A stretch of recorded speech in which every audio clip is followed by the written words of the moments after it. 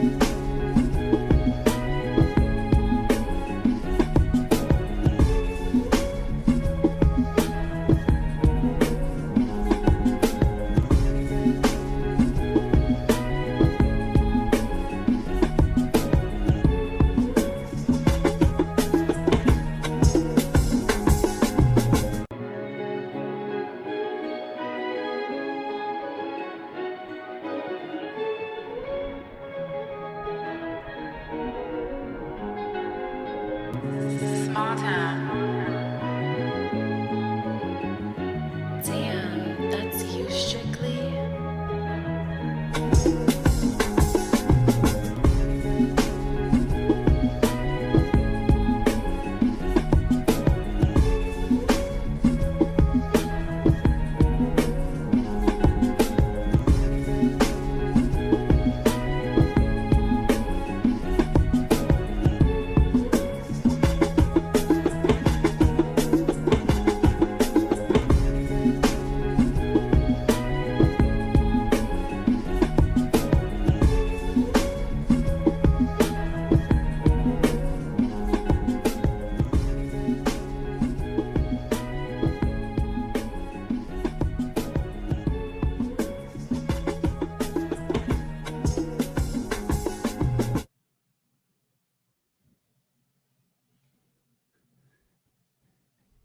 Here we go. You are now tuned in to your number one sports talk show, All Things Sports. I'm your co-host, Small Town EP, live from Atlanta, joined by your host, Wade Julian, live from New York City, Big Kev Shotted, live from South Florida. In a week where Puerto Rico is eliminated from Olympic competition, Harrison Butker becomes the number one paid kicker in the NFL, and Bobby Witt Jr. is red hot in Kansas City Blues. We are back to give you the real in sports. Gentlemen, great to have you here. Let's jump right into it. Who? We'll start with the former. Puerto Rico, eliminated by the USA. Heartbreaking to talk about. June told me it was coming. He preluded to it, he alluded to it, and it nothing but short of happened. June, how was the USA able to dominate Puerto Rico in this competition? Um, Anthony Edwards, shout out to him, man. Had a great game. Came out and played as our number one. LeBron James was all over the place, much like Kevin Durant was as well. Guys just looked really comfortable, and things were just going for them. It was close at first. Those first, I'd say quarter and a half, like most of that second quarter. I think the uh, Puerto Rico team did a good job of keeping it, close and contesting a lot of shots. There wasn't a lot of gimmies for the U.S. early, but much like I think the rest of the Olympics is going to go for Team USA, it's like it might seem like a good game at first, and uh, Mm-hmm. teams are going to be able to, they'll compete.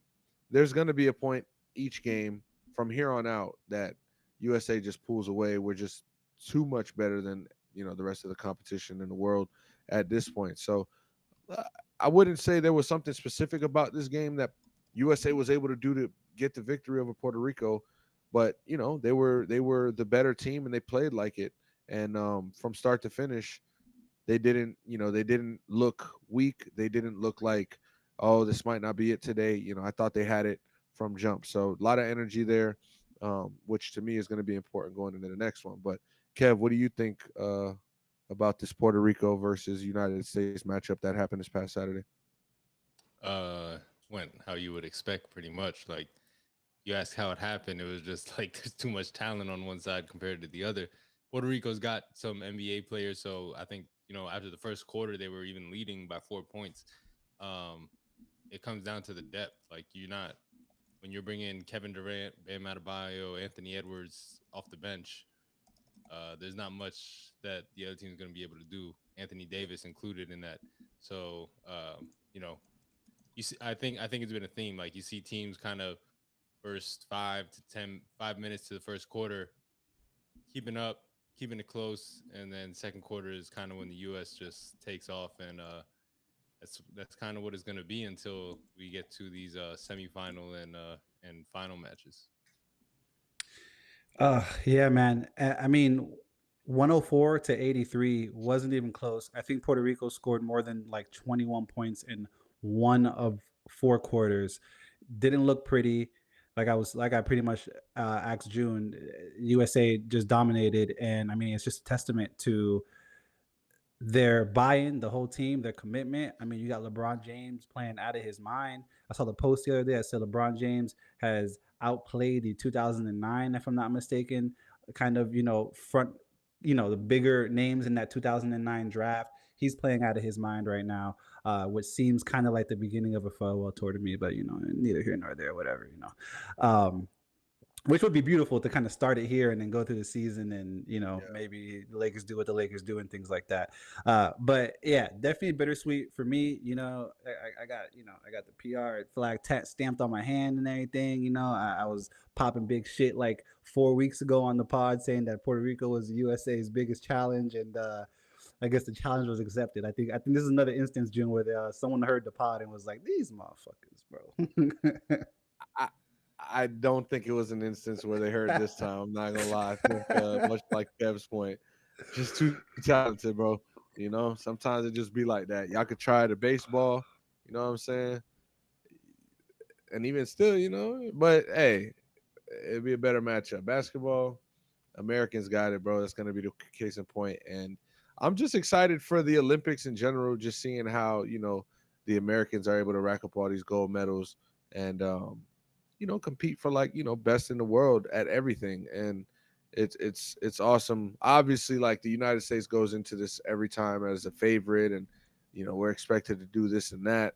Um, but the fact that the players actually show up and are able to do it and win the way they do, you got to give a lot of credit. Kev, who do you think at this point that's left, because the quarterfinals all play tomorrow? Who do you think at this point is the USA's biggest competition? I know we got Brazil tomorrow. Is there anyone else you think shows or could be a bigger threat to them, Kev? I think Germany, just the way they've been playing, might be the biggest threat. Also, the defending world champions. So, but they've definitely got their work cut out for them after Brazil. You're either going to get Canada, France, and then probably Germany. So, uh, those three teams, Canada's got depth that can, not as elite as Team USA, but they've got enough depth that on the right night they can pull off a win. And then France and Germany, I think both France kind of looked shaky in their last match against Germany. But I just think that speaks to how good Germany also is. So I think Germany is definitely the biggest threat, and I would say the winner of Canada and France is not that far behind Germany. I like that. I like that. June, what do you think? I think it's interesting, because we're talking about this. Do you guys honestly think that the U.S. is going to lose this tournament? No, I don't think they're going to, but I think they can. Like Yeah, I don't yeah, yeah, of course. No, no, no. I want to know what against you a think. Like, do no. you think that they're gonna, I think lose? USA coasts to All the right, gold medal match and then all right. run into Germany and have a tough game. But I think it's something they pull off in the end. But I think that's going to be their toughest test. Yeah, I mean, we did see a good game versus Germany not too long ago before the group play started. Um, okay, so France, as much as they do have more depth than a Puerto Rico or a Greece, I still don't think that they have the talent. Like they don't have the front end talent to even be worrying about the back end talent as far as depth. Like, obviously, shout out to Wembenyama, shout out to Gobert and those guys over there. But to me, what I'm seeing from this Team USA team, man, is just way too much. And it honestly feels a little crazy to talk about like the possibility of this team losing. So I'm not. But Germany, they did give the best bet. And I think it'll come down to it. The USA saw what Germany has. I think we got Germany's best attempt at a victory against us, a week or so ago. And if and when there is a USA Germany final, I think the USA wins that game minus 14 and a half. Mm. We got Brandon St. Louis in the chat. I want to kick it over to the chat. Brandon St. Louis, Martin Dunn in there. What up, Martin? My boy Brandon saying Canada could be the US's biggest comp. That Not with Jamal Murray playing like that. Next. Next. I think I we just respect all want to see the Dylan Brooks and LeBron kind of And battle LeBron again continue. because it's the saga at this point. It's the hero versus the hater saga at this point. And Canada has a great. They have depth. You know what I'm saying? They have a lot of NBA guys who, on a great night can beat United States. Aside from Germany, I think Canada probably has the best chance. The way we've seen them play recently, and Jamal Murray, again, I call you out because we are talking about somebody who's all NBA level talent, finals winner, Denver doesn't win the finals without Jamal Murray. And Canada ain't going to win no gold medal or go to no gold medal game without Jamal Murray. So there's going to have to be a point in this tournament next game where Jamal Murray kind of tries to turn things around versus who they have, France, right? They play in France.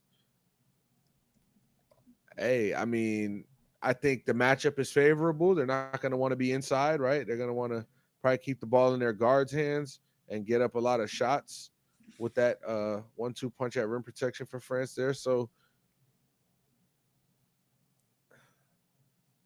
I think that there is just a too tall of an order, at the end of the day, when you see in LeBron James, Kevin Durant, Anthony Edwards, Anthony Davis.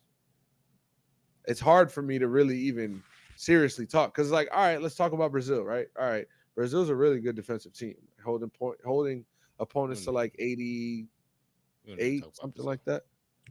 Right. This is my point. Like, all right, and now what? All right, the USA scores 115 points a game. Like, where do we go from here? And so I think tomorrow we respectfully show Brazil their way out and continue on to play who I would think is Canada. And then hopefully, our little upstairs neighbor up there show them the way back. And it's gold medal in sight at that point. It's just gold medal in sight. So USA basketball, we're going to continue to talk about it. We're going to continue to cover it for what it's worth. But we are going to talk about it and treat it as the gold medal champion team that they are. That's it. Because I'm not going to seriously have a conversation about Brazil and United States game tomorrow as if are we expecting some sort of upset? I mean, the only NBA player that Brazil has on their roster is Guy Santos. They made a movie about him. Yeah, who is a bench player Bruno. on the goal. On the goal. Oh, Bruno as well? Bruno. See, I mean, they have some guys who like Raul Nato played in the NBA for a little while. Currently, it's just Guy though. Guy Santos, bench player coming off the bench in Golden State right now, so he'll get to be on the other side of the playing court. The massacre is what it's called.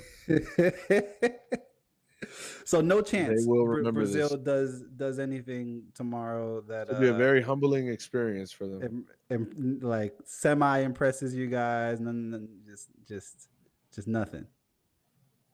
Listen, not Brazil. I mean, we can have a more serious EP, conversation. You when played we find out who the semifinal game is. Again, that's funny. EP, you played high school basketball, right? Like, I did. And whether you were sitting, hey, maybe toward the middle of the bench, maybe at the end, whatever the case was, you know that when you're playing against a much better team, sometimes there's just nothing you can do. Sometimes there's nothing you can do. It's Like it's, we're it's talking facts. about your team is full of guys 5'7" to 6 feet, and you're playing against Deerfield High, and they got two guys at 6'2" at guard, and you're like, they're trapping us every play. What I can't even get the ball over half court. Like, you know what I'm saying? And it's just one of those type of things. And so, um, I mean, no disrespect personally, but this is competition, baby. And Team USA didn't come here for no nothing. You know what I'm saying? They came for the gold medal, and they came here to make a statement as well, I believe. They shouldn't just want to beat these teams and move on to the next round. They should want to be blowing each team out by 20 points. There's no reason why we shouldn't compete to score 20 more points than the other team every single night. There's no reason. And as much talent that we talked about now, what, 65 guys from the league or so are playing international ball. Great. Great. But we picked this specific 12 to be able to win at a clip, you know what I'm saying, like that. So I would like to see the United States not only win their games and secure their position, but do it in stunning fashion, you know. Yo, shout out to the homie Sal in the chat saying June looked like he's ready to suit up for the Colts. And given the opportunity, I'm sure that June would be at training camp and OTAs right now. When you say opportunity, you're talking financial opportunity because that football shit is crazy. You seen them? And plus, the Colts middle linebacker Zaire Franklin. Shout out to him. He runs the Trenches podcast, but Zaire Franklin is a fucking animal, bro. Like, he's got something wrong with him, and he's from Philly, so he's definitely crazy. So shout out to him, but shout out to Sal as well. I definitely am ready. I can't wait to see your former Gator, my quarterback now, Anthony Richardson, going into his second year healthy.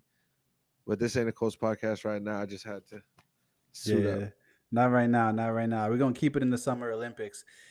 Noah Lyles, man, put the, I guess, stopwatch to his, to his comments. He was, clocked a couple months ago, questioning the validity of certain USA professional sports championships. And, he put his money where his mouth at the end of the day, because he said it, he was criticized, he came out, and he is one. I was about to say once again, but that's not true. He is the fastest man alive, wins the 100-meter dash at the Olympics, brings home the gold for the USA for the first time, if I'm not mistaken, since I think it was 98. I saw the 20 stat. years ago, I think. 20 years 20 years. ago, since we've seen the men's US bring home the gold in the 100-meter. June, what were your biggest takeaways from that race? The biggest takeaway is that the fastest man in the world is from the United States. let's be honest. I mean, going into the race, I thought Thompson was going to win it because in the qualifier or whatever that Noah Lyles ran, he ran against Seville, and Seville actually came in last place. Bleak Seville came in last place here where he ran a 991, and he gave Lyles a good run for his money. Obviously, it was like the first top two in that race would advance to the final. They were the top two. Lyles kind of stared him down, passing him as he was losing to show him, yo, I'm right here with you. And then there's this guy who's by the name of Kishane Thompson from Jamaica that I'm like, this dude's like a freaking linebacker. He's like 6'2" and Facts. whatever. However, he was flying in his race because his race, he competed with, his name is Fred Curley from the United States, who was also, he ran his best career time in the race before the final. And so he was second place. So I'm like, yo, I ain't gonna lie, bro. These Jamaicans, man, we already knew, but these Jamaicans got it with this speed shit. And Noah Lyles being who he is, the talker, the antics, the loudness, he went in there and stood on business. And all I could do is respect that. I did have a different view on him because I didn't appreciate the fact that, he was kind of going against sports, especially from this country. It's kind of like, I guess, and there's this, arrogance to him. Arrogance is cool when you can back it up. You know what I'm saying? I'll say that. Like, if you're going to be arrogant, Hey, one of my favorite players ever is Chad Ochocinco. Talk the most shit. One of my favorite boxers ever, Floyd Mayweather Jr. talks the most shit. But they back it up. You know what I'm saying? Like this is a legend we're talking about. So Noah Lyles is going to go down in the history books. He won the 100 meter for the men in the United States for the first time in super long. Um, and he talked a lot of shit on his way to doing it. Said he was going to do it and did it. Biggest takeaway is the fact that he did it. So Kev. Um, the biggest takeaway for me is that you can win the gold medal and still be wrong and not know what you're talking about.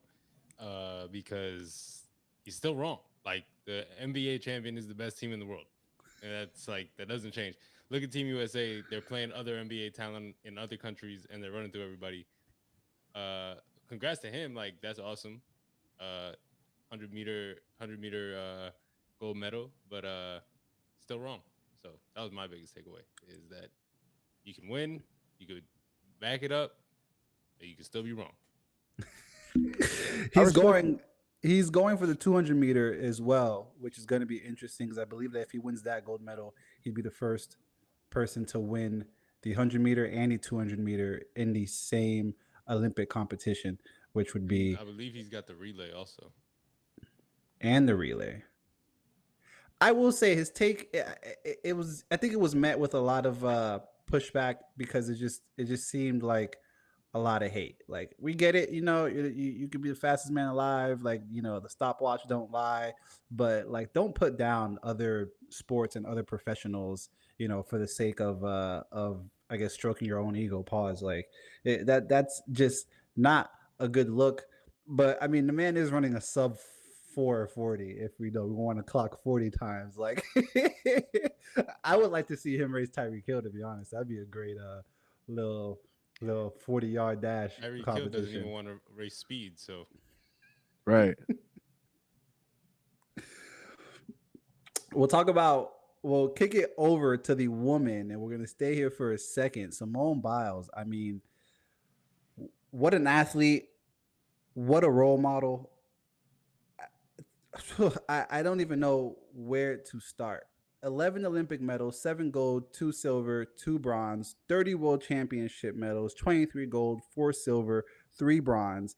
Her 2023 and 2024 vault routines are considered to be the most difficult ever performed in women's artistic gymnastics. Kev, how big and how positive of a role model is Simone Biles at this point in the sports world? I mean, she's been a world champion multiple times now, Olympic champion multiple times now. Like she's uh, never in the news for the wrong reasons.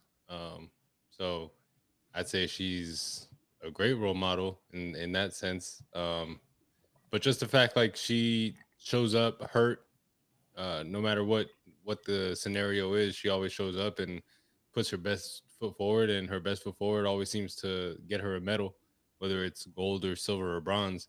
And so just I make sure I've been making sure to watch live when she's on. So and I'm not necessarily a huge gymnastics person, but I mean, anything that involves greatness, I love to watch, and watching her is watching greatness. So definitely something to watch, and uh, it's history that we're watching in real time. So to see her do it is pretty cool, and hopefully, I know she's getting older for gymnastics, but hopefully she can uh, participate in a couple of events in 2028 in LA. That'd be dope. A dope way for her to go out in her home country, especially if she can place in those Olympics. June, what impresses you most about her commitment to perfection?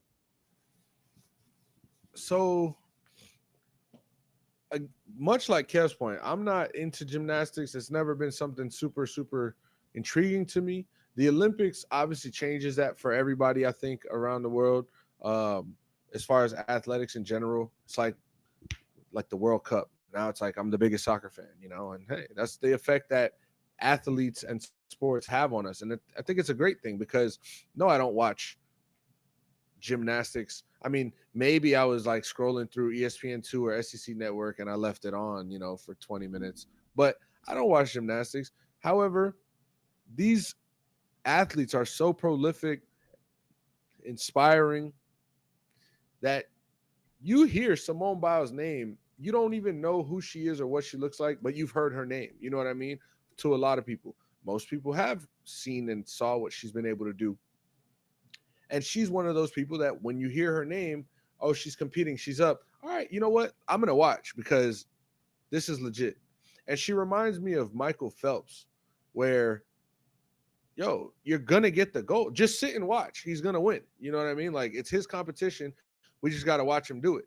And I think that's, to me, to like answer your question or wrap that around your question, it's like how she makes it look so effortless. Because to come in and do something every single time perfect and always win, like Tom Brady, as good as he is, he's had his ups and downs, and not to say Tom Brady, not to say Simone Biles, never had no downs, but in the Olympics, she hasn't. You know what I'm saying? In the Olympics, she's all world. And so that's why I look at her and I'm just like, look, bro, it makes you think, is the competition she's facing not as good? Like, are they lower? Is this not fair? And we love that. We love that. So as an American, I'm proud that, the best gymnast comes from our country. I'm glad to hear that it's Simone Biles specifically. But yeah, she does remind me and have that Michael Phelps type of Olympian, energy. But Yeah, absolutely. I mean, I'm not gonna say I'm the big. I don't watch world championships and things like that, but definitely since I would say the '08, the Beijing games, I think is when like the Nastia Lukin, gang. I was like, oh snap! Like these people, they're different. Like this type of athleticism is different. It's yeah, dangerous in a different way, and they just make it look so finesse, so smooth. I'll let you mention Tom Brady because I did want to bring him up real quick. He's makes his way to the headlines again. He meets Don Staley, and Don Staley is just in awe, starstruck completely, telling people, tweeting. I don't have the tweet pulled up, but just how he's gorgeous. She shook his Super Bowl hands. The picture of her hugging him, and she's like eyeballing her friend, like, "Yo, is this really happening right now?" When like, "Yo, you're Don Staley, like you're one of the most decorated, right. coaches in NCAA history, and you're fangirling over Tom Brady." Don't worry, I'll never look him directly in the eye. It sounds like he might be Medusa or something like that. Who That's knows? Funny. And with the '08 games, obviously you mentioned Michael Phelps, and it seems like Kaylee Ledecky picked up 2012 London right where Michael Phelps left off, and she is the most decorated female swimmer. 9 Olympic gold medals, 21 world championship gold medals. I mean, I might think at this point that she might have some gills. We might have to do, they might have to do some type of physical or something because she might be half fish at this point. And she, like I said, she's picked up where Michael Phelps left off. Kev, how impressive has Kaylee Ledecky's run been thus far? I mean, anytime you can win 1 gold medal, let alone 9 Olympic gold medals in your career, I mean, that's it's not 23 like Michael Phelps, but I don't think we'll ever see that again. So yeah, I mean, one of the most decorated Olympians of all time, and the most decorated female swimmer of all time. So definitely an impressive feat. I know I can't swim that fast or even close to that fast. She'd probably do like 3 laps before I get to half one. So yeah, definitely an impressive feat from her. Yeah, I mean, Katie Ledecky, 9 gold. Gator alumni, by the way. All right. All right. I'm trying to be nice here. Nah, but 9 gold medals, like, it's not much to say. Y'all see the stats. That's some part. This is the type of shit we talking about, bro. Like, even with Simone Biles, it's not much to say. You just look at the track record, look what they're doing, and they're doing it on the world stage. Everybody's watching. And what's crazy about these Olympics, looking at Simone Biles, looking at Ledecky, looking at Noah Lyles, it's that one, these are individual. Obviously, Simone Biles does represent the gymnastics team, and she does perform and compete with her team, but she has individual performances as well. And swimming is individual. Uh, sorry, I just named the three athletes. Oh, Noah Lyles running the 100-meter. Like when you're this decorated or animated in Lyle's case, or just popular in Biles' case, bro, the match is about to start, or the race is about to start, the competition is about to start, and everybody's watching you. You know what I mean? Like, this isn't USA versus Germany where, everybody's watching Team USA, and whoever's on Germany, they're going to watch them too. Like, and I don't say that to slight. I'm just not going to name everybody. However, no, Michael Phelps is up. Like, is he going to win again? Everybody's watching Michael Phelps. Everybody's watching Noah Lyles because he was talking all this shit and he was doing all this dancing and jumping around and saying all he said. Bro, here's the 100-meter. Those are the guys you're facing here. It's right now. It's right now. And they are able to go step up to that and break through and do what they set out to do consistently. To me, that's super impressive. So it's not much to say about them individually anymore. It's just like an athlete that can do what they're doing and have that mental capacity to, withstand the pressure and still go out and perform at all world level. You got my respect. And that's why Kev, like, obviously is, he still has his feelings towards Noah Lyles, and I don't blame him. A lot of people do. Zaire Franklin, like I said, middle linebacker for the Colts, he tweeted, "I still don't like Noah Lyles." Like, and I get it. You don't got to, but I'm gonna definitely respect him. He got my respect now. So shout out to these Olympians that are coming out here and winning some shit. Yeah, even Josh Hart said, "Nah, he got it, bro. That man's a gold Who medalist." cares what Josh Hart says? I knew June was gonna do What? it. I Do you care? Oh, who's Josh Hart? June's point exactly. Hey man, the pressure's on. Second half of MLB season, completely underway at this point. We're in the thick Full of swing, if you will. Full swing, full steam ahead. MLB trade deadline did just wrap up. Kev, what are some of the biggest buys, some of the biggest sells, biggest winners, biggest losers for you post trade deadline at this point? As far as the biggest losers,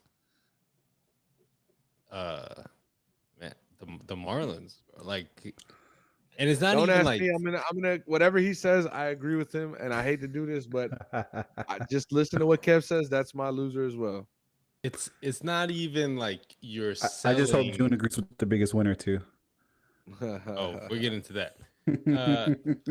Yeah, it's not even like and listen, I grew up. I'm a Yankee fan, but I grew up watching the Marlins. The Marlins have a special place in my heart. I used to go for five seasons in a row. Me and my dad had season tickets. Would go to a majority of the home games. So I am a Marlins fan at heart, along with being a Yankee fan. However, watching what this team has become, like, you went from Wayne Huizinga, who everyone was like shitty owner, to Jeff Loria, everyone was like shitty owner, and now it's Bruce Sherman, and it's like, can we just go back to one of the last two guys?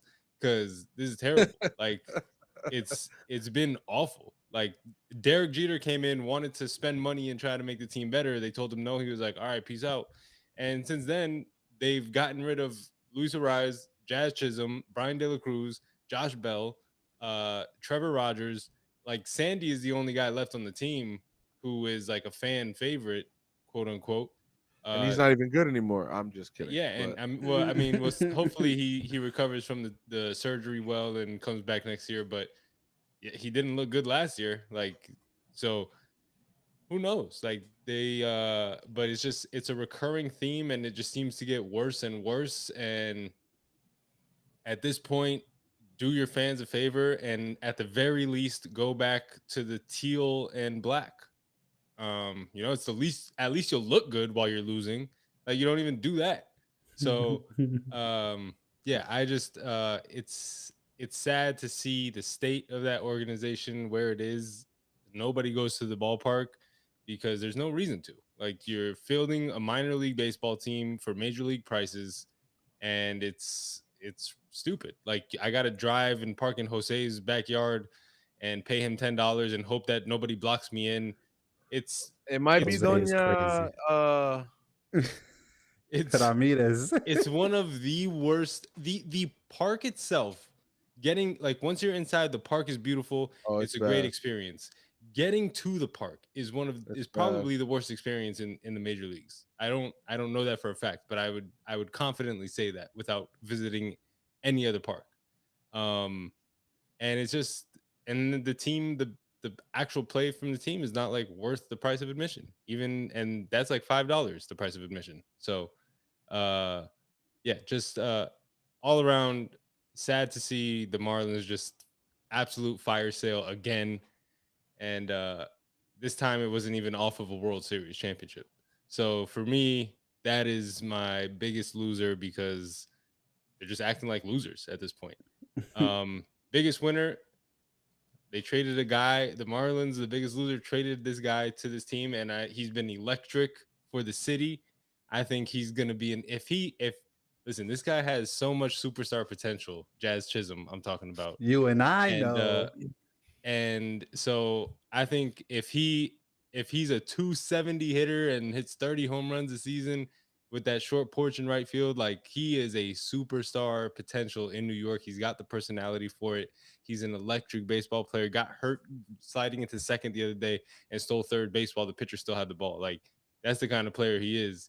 And so I love the Yankees did there. I wish they would have gotten one more power bat to kind of protect Judge, who's getting Yeah, intentionally walked with nobody on base, yeah. which is It's fucking ridiculous. crazy. Uh, I would have liked to probably have seen. I don't know what the efforts were, obviously, but I know there was rumors about Vlad Jr. possibly being the Yankee. Would have loved to see him hidden in the lineup behind Judge, but I don't think Jazz was a bad pickup. I love that pickup for them, especially if he's willing to play third base. And yeah, it's gonna be interesting down the stretch here. The AL East is specifically is getting tighter and tighter. Yankees have seemed to come out of their slump a little bit, but Red Sox and Orioles are still right there with them. So that race will be I think interesting, the along with Orioles the are. wild card. I mean, can't count. I would never count the Red Sox out if they're above 500 and within like 7 games. It gets weird in the AL East sometimes. They do. They do. And are the Orioles ready to really, really, really turn that page and be that, older brother, if you will, for the moment? I don't know. Um, like I said, as far as losers, man, I'm gonna just second everything he said about the Marlins because, in all honesty, I'm sure you could pick another team or two that had a worse deadline or a team that should have did more for their organization and didn't get around to it this year and might be missing out on whether a big playoff impact or even making the playoffs. But it's about just bringing attention to what the Marlins have done, forever, right? And it's criminal at this point. Guys like Kev, I'm not a Marlins fan. Like the Marlins. I'll support them. I enjoy watching them, and I enjoy watching them win. Um, I am a 100% Red Sox fan. I'm not a half Yankee fan, half anything. But I'm talking shit. But nah, man, it's like to see Kev actually be a fan and it like how it affects him. It's just like you shouldn't have to go through this. Like you shouldn't. Down to the parking lot situation. We shouldn't have to pay more to this lady to park in her garage than pay for the game. You know what I'm saying? And then you guys are trading away all the excitement that comes in and out of this stadium, all the way back from Miguel Cabrera to fucking Giancarlo Stanton, and the list goes on. Yelich and the boys. So like losers, winners. I'm gonna go with the Dodgers. I just think shoring up at starting pitcher Jack Flaherty was a really good move for them. Um, they are in it to win it. World Series or nothing. And do they look like the team that's going to do it this year? They really do. They really do. Obviously, you see their lineup. You know what I'm saying? And we talk about the Yankees having a tough lineup which they added to with Jazz Chisholm. But the Dodgers, man, they just, I mean, anytime you got Freddie Freeman and Mookie Betts in the same lineup, you throw in a Chris Taylor in there. You know what I'm saying? Like we ain't even halfway done. However, um, the starting pitching, Walker Bueller did get hurt this season. He's on the IL right now, and this is just shoring it up right here. That's what that is. This is like, all right, yeah, we look like we could win right now, but now we look like we really about to win right now. And so, adding a pitcher from Detroit, Flaherty, his ERA is like 2.8 or something like that, lowest of his career. I think right now he's 8-5 on the season. I'm excited to see what he does through 19 games. The Dodgers is just the marquee team, right? Like the Yankees did that move because they feel like, all right, that gives us a great chance to win. Which, hey, I mean, does Jazz Chisholm push the needle per se? Maybe, maybe not. I think it's up to him. Kev said there's a lot of superstar potential with him, and he could either like let being with the Yankees make or break him. He could, you know, get better from this, worse, whatever the case is. He's off to a great start, and we got to acknowledge that because first of all, 4 home runs in what 3 games or so is like pretty fucking crazy. Nobody's ever done that in New York, and for it to be done as a Yankee, I think is even bigger of a feat because we're talking about pressure. We're talking about, you know, is the team going to like him? Is the fan, how are they going to receive it? Listen, man, 4 home runs, shut up. All right. You like me. Now I'm fan favorite. Like, wear my jersey. It's Alex Rodriguez number. Who cares? I'm third base, bitch. Like, and if he wins the World Series this year, hey, he done as much as A-Rod has for that organization. So, like, what are we saying? Shout to listen. But yeah, man, the Dodgers strengthened up right there. Strengthened up right there. And I'm afraid they will be winning that National League pennant. I'm afraid. Mhm. You know, this is the third MLB season where we've had 3 wild card spots in the playoffs. Last year in the National League, it took 84 wins to get a wild card. In the American League last year, it took 87 wins. In the National League in 2022, it took 87 wins. And in the American League in 2022, it took 86 wins. Home Run Derby runner up Bobby Witt Jr. has joined a list amongst Aaron Judge, Juan Soto, Shohei Ohtani as the only qualified hitters with an OPS over 1,000. For those who don't know what OPS is, it's a stat that adds on-base percentage and slugging percentage to get one number that unites the two. It's meant to combine how well a hitter can reach base with how well he can hit for average and for power. And with that being said, we are going to enter a new segment, my favorite segment from here on out, called Fair or Foul. In the first take, Kev, Bobby Witt Jr. will win AL MVP. Fair or foul? Very foul. Very foul. Yeah. Listen, I love Bobby Wood Jr. I think he's a great player. You're I'm sorry, you're in the same uh league as Aaron Judge. Um he's had, as long as he stays healthy, he's had this award wrapped up for a couple of months now. So um yeah, he's 41 home runs, over 100 RBIs, first to 100 RBIs like very early on. So yeah, I think that ball is way foul. June?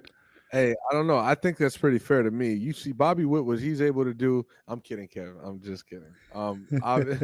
Super foul. Honestly, I think the AL and the NL MVP should just be called the MLB MVP this year and be given to Aaron Judge because what he's doing right now, bro, is we watch Barry Bonds growing up. You know, we watch these guys break these records and wow ourselves, and then come to find out that years later it was steroids because we were kids and we were, you know, oblivious to stuff like that. But you know, we then grew up and realized like, oh man, it wasn't real.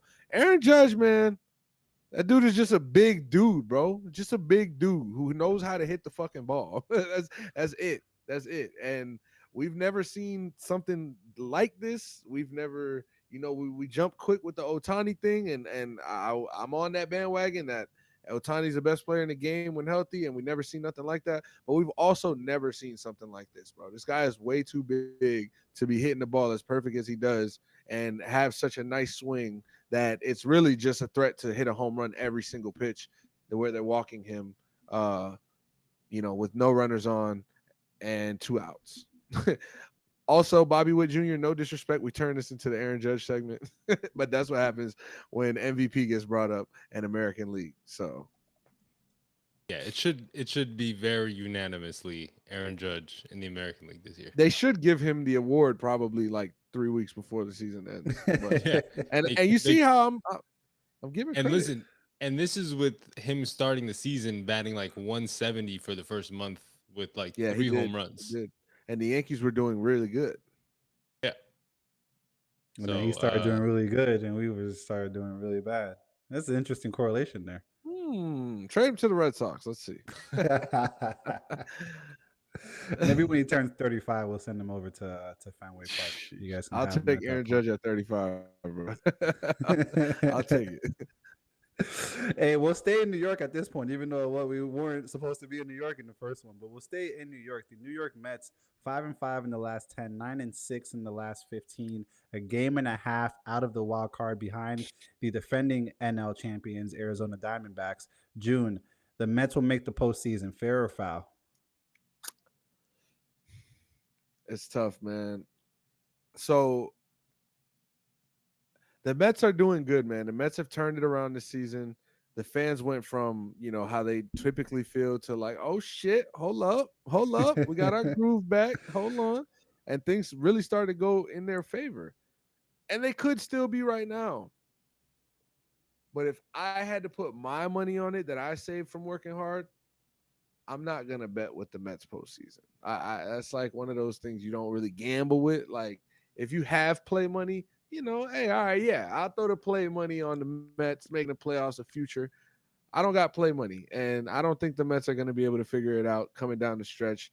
That Diamondbacks team, I think, is gonna be very hungry, smelling that postseason as close as they were last year, to being able to win. You know what I'm saying? Big. Ended up losing to Texas, was it? I think. Who they lose to? Yeah. Texas, right? Yeah, Yeah, Rangers. Good Texas. series. That hunger is still there. Who's under them in the wild card race right now? St. Louis, Pittsburgh, San Francisco. Okay, so there's a wiggle room there. Like it's kind of up to, in my opinion, St. Louis got better at the deadline as well. They were one of the teams that also did a lot for themselves. But do I see St. Louis really making the playoffs? So the Mets have a chance. I still think it's foul. I'm not going to bet my honest dollar on it. Yeah. Kev? It's an 0-2 count right now because we got 2 foul balls. It's the Mets. So they'll find a way to fuck it up eventually. Like it's even if they do make the playoffs, I'm not expecting much from them once they get there. So it being the Mets, like we're talking about Edwin Diaz coming off a career year, signing a big contract, and injuring himself celebrating in the World Baseball Classic because it's the Mets. And so it's the Mets, and what will go wrong, what can go wrong will go wrong for the New York Mets. And I think Pittsburgh might end with a better record than the Mets. And they're like 3 games back of them right now. But I'm also a big Paul Skeens fan. So and O'Neal Cruz. Yeah, it is. But I think postseason Skeens would be That'd be electric. That'd be electric for sure. Ooh. Wow. That'd be a good game. That'd be a good game to watch. Facts. All right. The Mets did win this evening 6-0 in St. Louis, who, as we just mentioned, are just behind them in this wild card race. It's going to be an interesting last month and a half, 2 months of baseball entering the postseason. Ooh, Olympic basketball quarterfinals tomorrow all day. That's where I'll be tapped in. USA, Brazil, like we talked about earlier, 3:30 p.m. Eastern Standard Time. Quarterfinals matchups, I believe, Kev, you said start at like 5:30 in the morning Eastern Standard Time, if I'm not mistaken. Yeah, Greece and Germany, I believe, is at 5 in the morning. I'll be and up, also, so. Right. since before we like completely get off baseball, I do want to point out the White Sox are losing to the Oakland Athletics right now, and that the only significance in that is that the White Sox are currently on a 20-game losing streak. So they're looking at 21 in the face. 21 would tie the AL record. 23 is the I guess it's the MLB record because it's a little more. It's 20. It's the Phillies. I forgot in what year lost 23 straight. Wow. So they're on the verge of making history. I don't know if it's good history. If you're a White Sox fan, I mean, you don't have to go through this every day. Just know, we feel for you a little bit, maybe. I'm not sure. But, they've only won 45 games since the Jose Ramirez, scuffle Wow. last That's year. crazy. So, That was actually a year ago today. That was a year ago exactly. so in the 45 last games calendar, since then? 45 games. Holy The White shit. Sox money line has only cashed 45 times. Jose Ramirez might have hit 45 home runs since then. Jose Ramirez knocked the talent out of Tim Anderson. Oh my Hey. God.